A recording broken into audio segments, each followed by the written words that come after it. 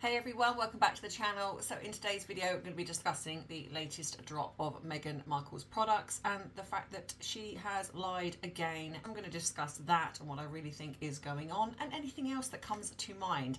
So if you enjoy these videos, well, my name is Ems, I'm a qualified UK therapist and I use the tips and tools that I've garnered over 20 years experience in this field to help you navigate and hopefully understand a little bit more about human behaviour. Now, I do use celebrities to showcase this behaviour. Most of the time, especially on this channel, it is Harry and Meghan because, well, they are the gift that keeps on giving. So if you are interested in understanding this type of behaviour, then this will be the channel for you, hopefully.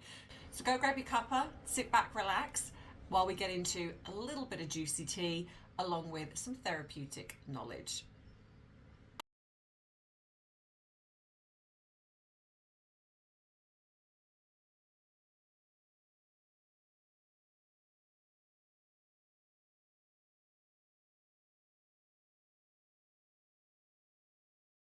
So yeah, I often, when I do these videos, I often think to myself, is there anything they can possibly do that could go any further than what they're doing? And I would like to think that I'm shocked by her behaviour, but I'm not. And the fact that she's released some products, so let's look at the fact that initially it wasn't that long ago that she was saying that she was possibly taking a step back, that she was considering her options. And I think, as I've said in previous videos, I think that she was reprimanded. I think that Netflix said, no, hang on a second. And also the fact that I don't believe that she is as popular, her products especially, as what she is being, what she's leading us to believe in the mainstream media.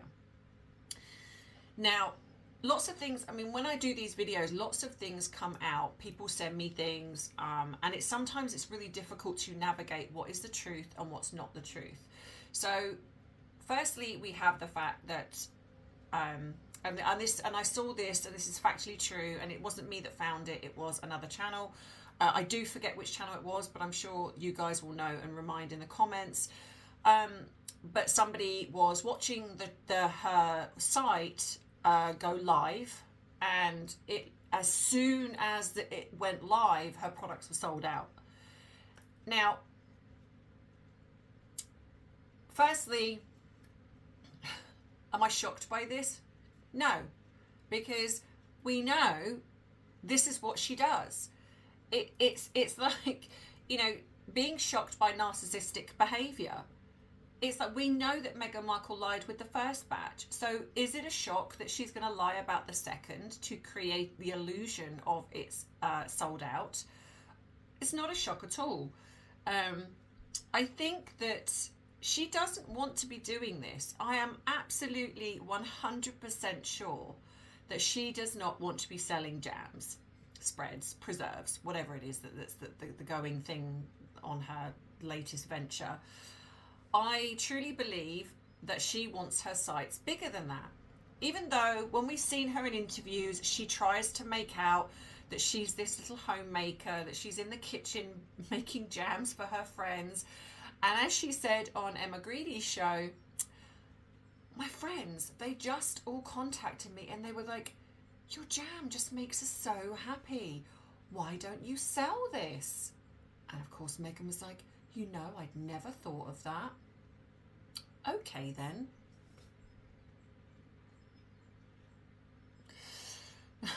The fact that she thinks that most of us will use our brain, believe that, is amusing. Because I don't believe for 1 second that even that Meghan has got any real friends, for a start. But also, I do not believe that she has loads of friends that contacted her and said, your jam just makes us so happy. Jam is jam. I mean, don't get me wrong. Don't get me wrong. I appreciate the fact there are people that make exceptional jams out there. But it's jam. Get over yourself, Meghan.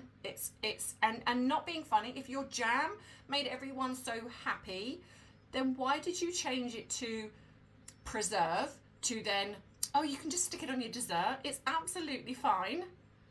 Where it's super runny. So you've just disappointed all of these so-called friends of yours. Because you've not made jam, you've made slop.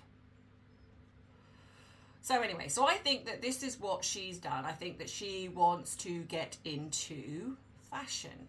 And I said this before. And so it made perfect sense to me that, of course, she had Emma Greedy on.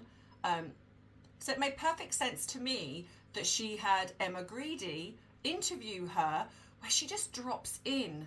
Well, do you know the most obvious thing was that I was going to go into fashion? Why was it obvious? Because, no offence, and I don't normally do this, but she does not dress well for her frame. That's factually true. I get that some people might think that she... Now, if it was Princess Catherine, absolutely.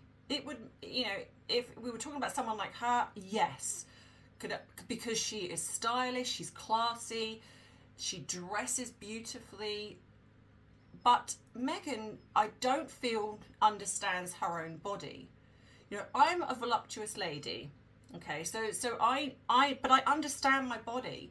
You know, it's like there are certain things. Don't get me wrong. I'm of the mindset that if you want to wear what you want to wear, absolutely up to you. However, when you've got somebody like Meghan who is in the public eye, so that does come with scrutiny. She is, unfortunately, still classed as a member of the royal family, albeit that is just, I mean, I don't even think she should be. She wasn't in there long enough. But anyway.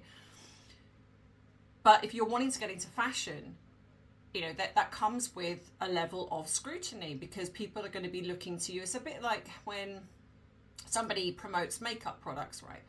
And you can tell they've had, we'll use skincare products as an example. So someone that promotes skincare products, their brand, whatever it is, and you can tell they've had so much work done.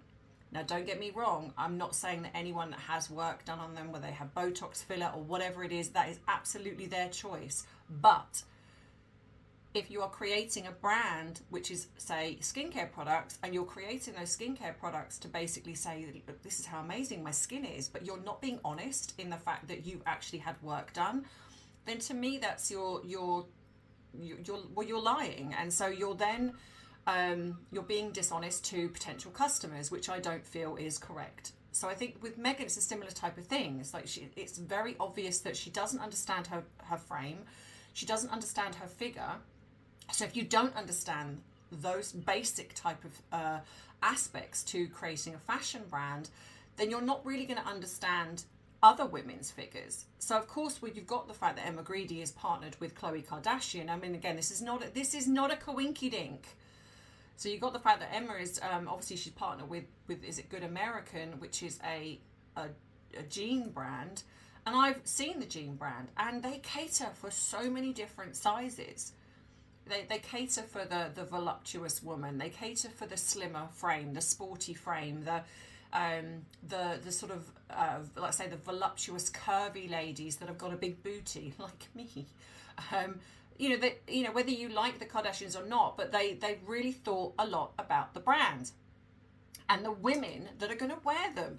You know, it's very hard for someone like myself, who I class myself as just a normal sized woman, whatever it is. When you then go on and you see a product, you're like, oh my God, I really, really like that. And they don't do the plus size products, or they don't do sort of sizes that cater for yourself. Because, you know, the bottom line is, whether you are a slim frame lady, a more voluptuous lady, you know, we want to know that fashion is there for us. It's like, it's not just for a certain group of people. It's like, just because we might be very, very slim, or we might be, you know, classed as plus size, we still want to know that we can wear the things that we would like to wear. So you understand, so this company understands the female frame.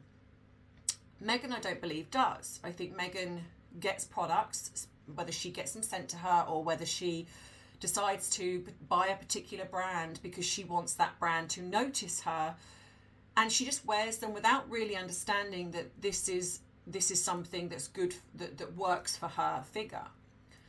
So I do think that this is what she's trying to do. I think that she's trying to go into fashion, and I think that it isn't, like I say, it's not a coincidence that she has utilized a podcast to bring in women who have got money.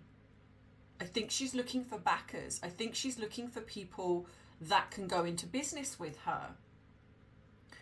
And, you know, again, when she's talking to Emma Greedy, she says things like, you know, well, because at the age of whatever it was, I was making scrunchies. And when she's like 11, 12 years old, honestly, for an 11 or 12-year-old, she's very busy when she's writing letters to Procter & Gamble, trying to create them to take down an advert. And again, I will say that if anyone believes that Procter & Gamble, a $1 billion business or $1 million business, whatever it is, took the letter of a 12, 13-year-old, or however old she was, and thought, you know what, we've created this advert, we've ploughed so much money into it, this little 11-year-old, 12-year-old has written to us, we're going to change the whole thing, please, come on. And again, like, the media say nothing. It's like they go along and collude, even though her father has actually come out and admitted that this was created in a sense to not let her feel bad, which as a parent I get. But of course Meghan's ego just took that as, I have changed an entire advert, and run with it, and has run with it ever since. It's the only thing she ever mentions. So the fact that now we have the fact that obviously at the same age she was there at a sewing machine creating scrunchies and selling them for $1 a piece, when they were probably less than that. You could probably buy them less than that. So you know, so you've got this, you imagine this little 11, 12-year-old girl who's using a sewing machine and somehow creating scrunchies, putting the elastic in them, sewing them up, and she's taking them to people who are at a prestigious school. This is not just a school where people maybe sort of cannot afford scrunchies, or, you know, these are probably people that are probably buying Prada scrunchies or whatever it is, and she's there with her little bag of scrunchies going, for $1 you can have one of mine. Oh come on, please. You know, we're not that stupid. We're just really not. But she thinks we are. So of course she's got this, you know, where this has come out now with this brand, and it's this, like, you know, her products have sold out.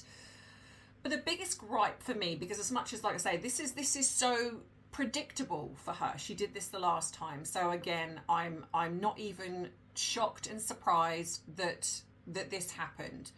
I don't feel that this is an aha catcher moment, because she's done it before and the media say nothing. But what does get me, I think, out of all of the things that she does, is when she does something that is so blatantly spiteful, that is so obvious in what she's doing, and then the media say nothing. That is what I think really irks me more than anything else. So the fact that she's now created this rosé wine, which we have the fact that the Spencer sisters are going into wine. We have the fact that Catherine has had a rose named after her, which I'm very excited to get, by the way, because it's coming in November. So I think that a lot of that, so of course that she, you know, I don't feel that it's a coincidence that she's created a rosé wine. That's not the thing, because to me that's predictable. That's exactly what the sort of thing that she does. But it's the fact that she's releasing it on Princess Diana's birthday. That's completely predictable. But it's the fact that it's what she's releasing. She's releasing wine, alcohol, on Princess Diana's birthday. And we all know that Princess Diana lost her life because of a drunk driver speeding. So I don't understand why the mainstream media, again, have said nothing. Nothing. This woman is certifiable. This woman, I have said before, is dangerous. You have got the fact that she is trolling, I think, the royal family. She's not even given a second thought. If we are going to be led to believe that she loves her husband, do you honestly think that she would think to herself, if she loved Harry, I know I'm going to create a rosé wine and I'm going to release it on the birthday of your mother who lost her life because of a drunk driver. How utterly insensitive do you have to be to do that? It is bad enough because if you say you loved your husband and his mother had passed away, and if you wanted to do something to commemorate her memory, you would perhaps do it together. But Meghan, we know, who's obsessed with Diana, but we also know her obsession goes to the point where she is trolling as much as she possibly can to affect the royal family. Now, we don't know whether this would affect Harry or this would affect William. Only they know that.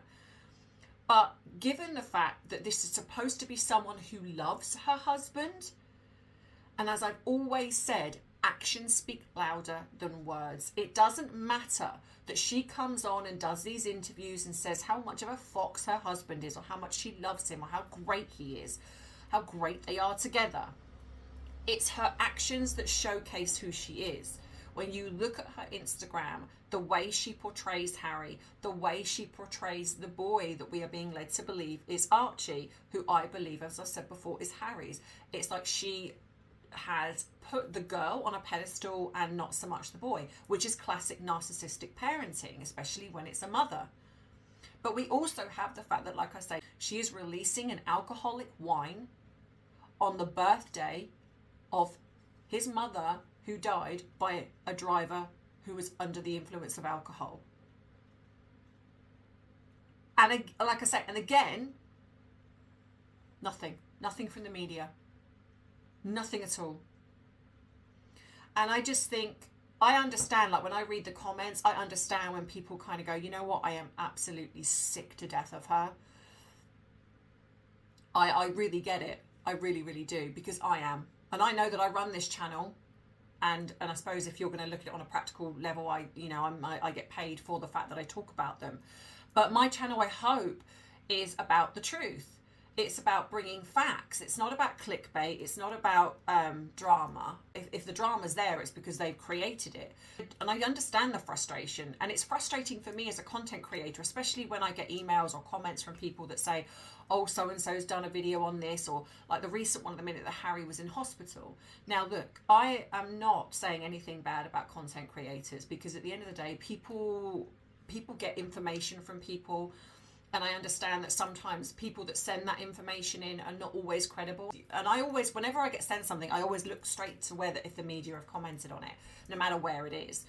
And the way I look at this is, if there's nothing in the media about this, and this isn't just about them, I think, like being sort of like an NDA or there's an embargo, because you know, in America, especially TMZ or New York Post, someone, especially over there, would say something. So, of course, the recent thing would be Harry being in hospital.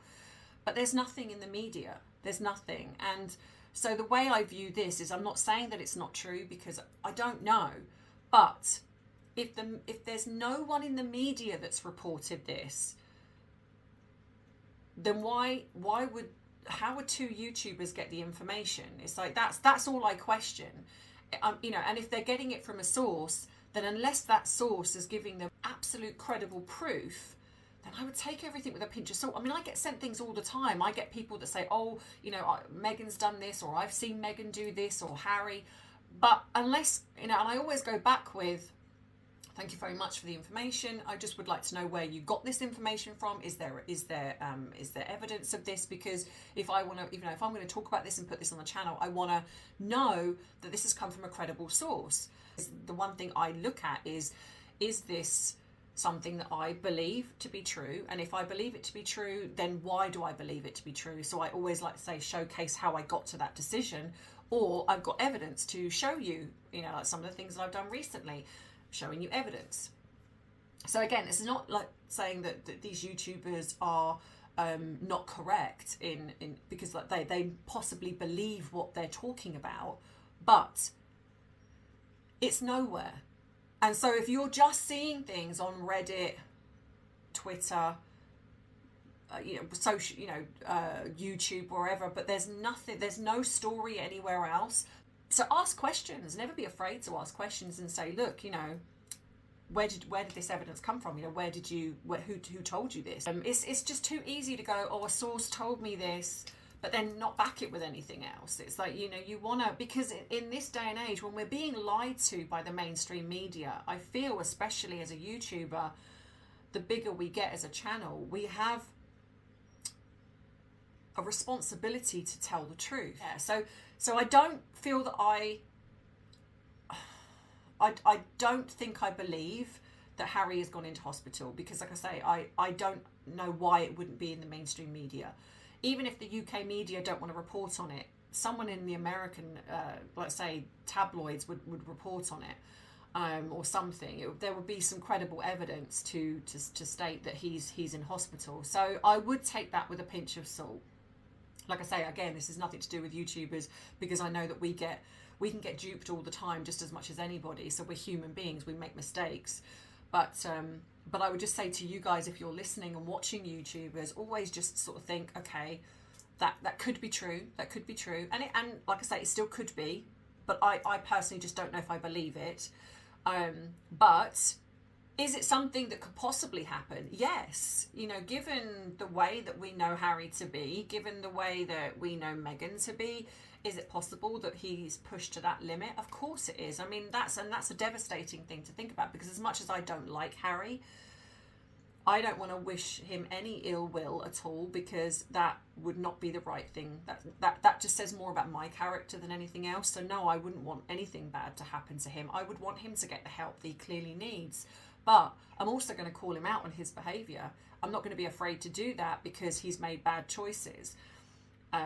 So I don't necessarily believe that. But like I said, going back to Meghan, I do think that this is what she's doing. I think she's wanting to move into the fashion world.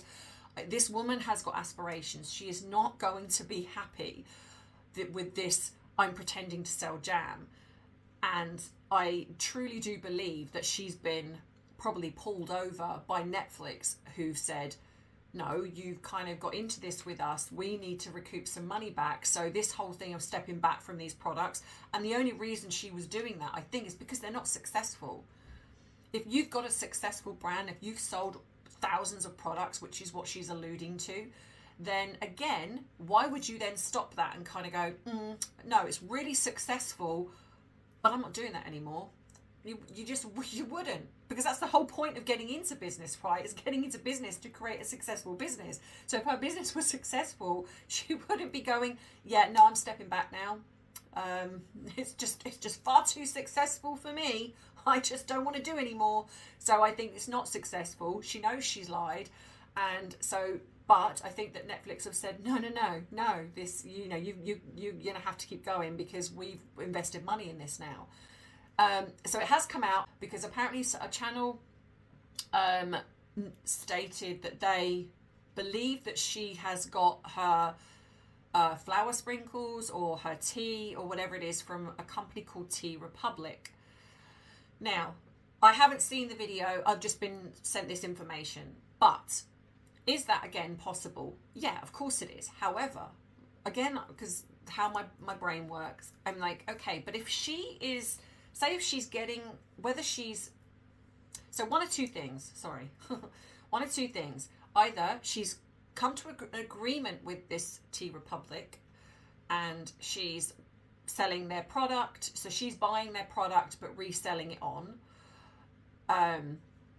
which I don't think I think that would happen, because I don't know any company that would sell their product to somebody and go, yeah, but you resell it as yours and stick a bit of money on top and make a profit from it. I'm not sure if I would, I think any company would do that, unless, I mean, I don't know, I just don't. So, or the other thing is that she's buying this product in from them, repackaging it and selling it as her own. Again, I'm not sure why she would do that, because firstly, she would have to buy quite a few, I'm guessing, to then sell on. Then she's got to then, and they're not expensive, but they're not like really cheap either. So, there's still You know, the whole thing of like taking it out, reboxing, rebranding, etc., etc. But also the fact, if she was doing that, then why was she running out of products? Because surely this company who's established has probably got a huge amount of products.